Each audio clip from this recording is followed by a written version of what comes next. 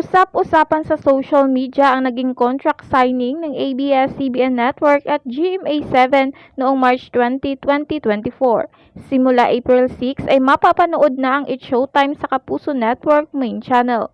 Sa pagpasok ng longest-running noontime show na It's Showtime sa GMA7, mas magiging matindi umano ang salpukan ng It's Showtime at Itbulaga sa TV5. Mainit pa ring pinag-usapan ng mga netizens na mas nagtitiwala pa umano ang GMA7 sa mga kapamilya stars kaysa sa sarili nilang mga talents. Parang lumalabas na inamin na rin ng GMA bosses na mas magaling ang mga host ng ABS-CBN kaysa sa mga host ng Kapuso Network.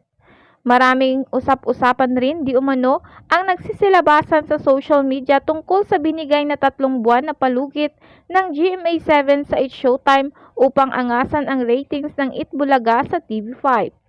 Nakasulat pa umano sa kontrata na pinirmahan ng ABS-CBN executives ang tungkol sa 3 buwan na palugit ng It's Showtime, ngunit hindi naman kumpirmado sa kontrata na tatanggalin ng GMA7 ng It's Showtime kung sakaling hindi nito matatalo sa ratings ang Itbulaga ng TVG.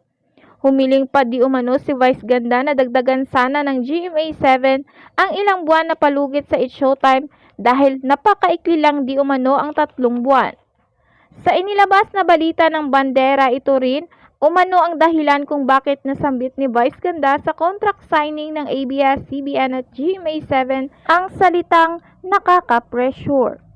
Samantala, maraming netizens ang hindi natuwa sa ginawang hakbang ng GMA Network para matalo lamang ang Itbulaga ng TV5.